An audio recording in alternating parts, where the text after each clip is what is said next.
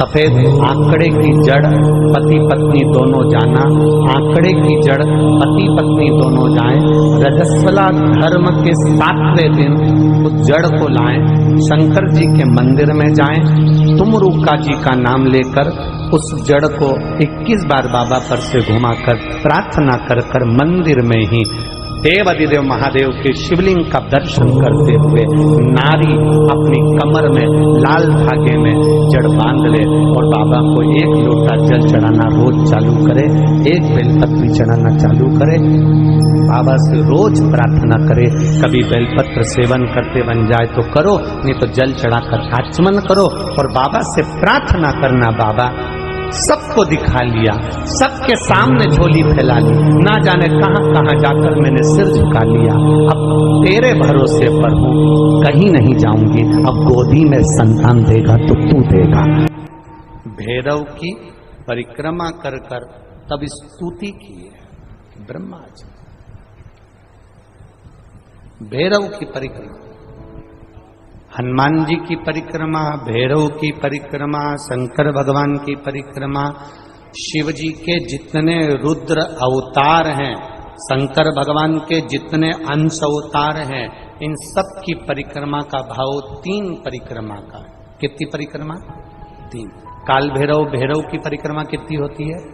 जम के बोलो 3। हनुमान जी की परिक्रमा कितनी होती है? 3। शंकर के जितने अवतार,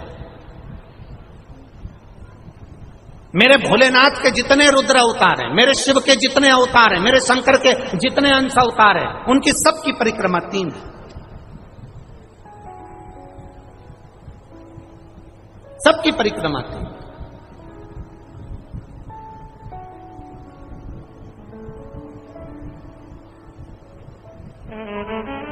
शिव परिक्रमा का भी भाव है, 3 परिक्रमा शंकर की भी है, पर पूरी नहीं।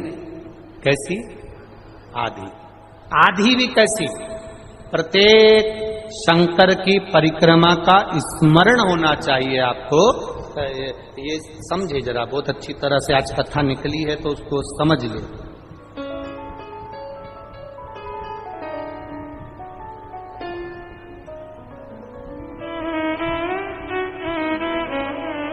जैसे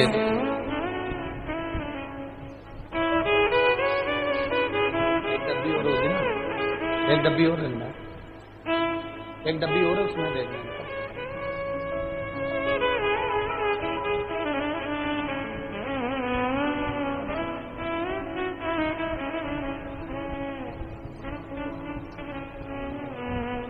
जैसे ये शिवलिंग है, बहुत सावधानी से समझना, सावन का महीना है, बहुत प्रेम से समझिएगा। शिव की आदि परिक्रमा जब हम करते हैं, उस परिक्रमा का फल हमें बाबा कब प्रदान करते हैं वो समझने वाला विषय, ठीक है। ये शिवलिंग, ये जलाधारी, ये भगवान के चरणारविंद जहां गणेश, कार्तिकेय, अशोक सुंदरी है, उस स्थान का। अब मंदिर के बीच में गर्भगृह में ये शिवलिंग रखा है। हम जब परिक्रमा चालू करते हैं तो यहां से यूं गए और यहीं से हम वापिस आ गए, वापिस हम यहीं से आ गए। शंकर की परिक्रमा पूर्ण कब मानी गई? आधी परिक्रमा को पूर्ण कब कहा गया? शिव की परिक्रमा को हम पूर्ण कैसे मान सकते हैं?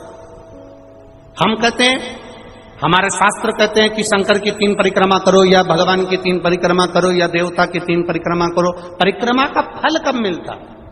परिक्रमा का अंश फल कब मिलता? शिवलिंग जलाधारी मंदिर के बीचों बीच है। जब मंदिर के बीचों बीच है, नंदी बाहर है, आपने परिक्रमा करना प्रारंभ करा, पूजन करने के बाद यहां तक गए, यहां से पानी बहता है, जल बहता है, तो हम इसको लांघते नहीं है, नहीं लांघते ना, इसको लांघते नहीं है। जब हम परिक्रमा करने के लिए यहां तक जब पहुंचते हैं, पहुंचने के बाद यहीं से थोड़ा सा पीछे हटकर हमको शंकर के शिवलिंग के वहीं से खड़े होकर नंदी का दर्शन करना चाहिए। जब हम परिक्रमा कर कर वापिस लौटते हैं, नंदी का इस शिवलिंग के सम्मुख से जब बाहर बैठे नंदी का हम दर्शन करते हैं और वापिस अपनी जगह पर आकर खड़े होते हैं, तब हमारी परिक्रमा एक पूरी मान ली जाती है और उसका फल हमें प्राप्त होता है। उस परिक्रमा का फल, हाँ, हमने शंकर भगवान की परिक्रमा करी, किसी ने कहा आदि परिक्रमा करो, हम यहाँ तक गए, यहाँ से लौटकर वापिस आ गए। उस परिक्रमा करते समय हमने नंदी का दर्शन एक बार भी नहीं करा। अगर नंदी का दर्शन नहीं करा तो उस परिक्रमा का कोई फल हमें प्राप्त नहीं हो सकता। उस परिक्रमा का कोई फल हमें प्राप्त नहीं हो सकता। अब 3 परिक्रमा हमारा वर्णन किया, तो 3 परिक्रमा क्या करोगे? यहां वापिस आओगे, यहां वापिस जाओगे क्या? बोलो जम के, वापिस जाओगे क्या? नहीं। 3 परिक्रमा शंकर भगवान की जो वर्णन करी गई, यहां से चले, यहां पहुंचे, पहुंचने के बाद आपने यहां शिव जी का शिवलिंग के वहीं से नंदी का दर्शन करा, फिर वापिस पलटे, फिर नंदी का दर्शन करा, फिर पलटे, फिर नंदी का दर्शन करा। यहां खड़े होकर आप जब 3 बार नंदी का दर्शन कर लेते हो, एक ही परिक्रमा में 3 बार नंदी का दर्शन कर लेते हो, तो 3 परिक्रमा का फल प्राप्त हो जाता है और हमारा वो कार्य सफल हो जाता है। 3 परिक्रमा का नाम, कृष्ण नाम, शिव नाम जपना चाहिए। क्यों? वो जो गया है वो अटारी पर 10 दिन तक गरुड़ पुराण कहती है वो जीव रहता है। 10 दिन हम जितना भजन करते हैं उस जीवात्मा को प्राप्त होता है और उसका कल्याण हो जाता है। पर भजन कोई नहीं करता, सब गए, बैठे, उठे, चल दिए, बैठे, माला चढ़ाई, फूल चढ़ाया, चल दिए, पर कोई ऐसा नहीं होगा जो थोड़ी देर बैठकर राम नाम, कृष्ण नाम, शिव नाम भजन करता हो। किसी को फुर्सत नहीं, किसी के उठावने में, उठावना जानते हैं आप लोग? इधर साइड होता है उठावना, वो लोग फोटो पे माला चढ़ा के टेबल पे रख देते हैं और बहुत सारे लोग इकट्ठे होके आते हैं।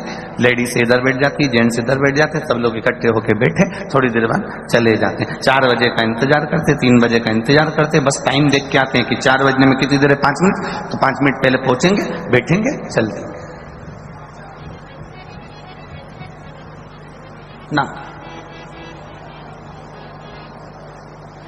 किसी के यहां जाओ तो भगवत भजन के लिए जाओ, स्मरण के लिए जाओ, एक लगन लगाकर जाना कि मुझे शिव तत्व की भक्ति प्रदान करना, लेना भी है, देना भी है।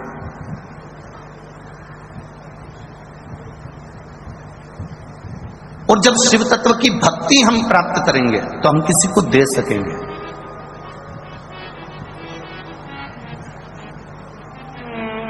कुछ है आपके पास में तो आप दोगे, कुछ नहीं है आपके पास में तो आप कुछ नहीं दोगे।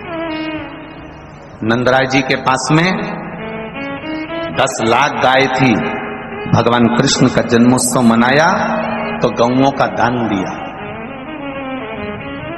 राजा जनक जी के पास में माणिक रतन थे, बेटी सीता जी का जन्मोत्सव मनाया तो माणिक रतन दिए।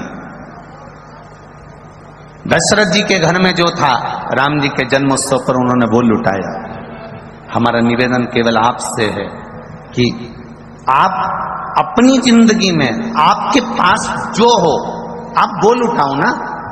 हमने तो कभी इस व्यासपीठ से नहीं कहा कि तुम लाखों की संपदा लुटा दो, करोड़ों का धन लुटा दो, बहुत सारा पैसा लुटा दो। हमने कभी ये नहीं कहा आपसे कि आप करोड़ों की जायदाद लुटा दो। हम तो इतना कहेंगे कि आपको परमात्मा ने जन्म दिया था, 21,600 श्वास परमात्मा ने देकर भेजा था, 3.5 करोड़ रोम छिद्र परमात्मा ने देकर भेजे थे। 21,600 श्वास तुम्हारे पास में है। आप धन मत लुटाओ, आप संपदा मत लुटाओ, आप वैभव मत लुटाओ। आपसे तो केवल इतना निवेदन है, 21,600 श्वास जो परमात्मा ने तुमको दी है, उस 21,600 श्वास में जो तुम राम नाम, कृष्ण नाम, शिव नाम ले रहे हो, वो भजन दुनिया को लुटाने का कार्य प्रारंभ कर दो। जीवन का एक आनंद की अनुभूति अपने आप आपको प्राप्त हो जाएगी।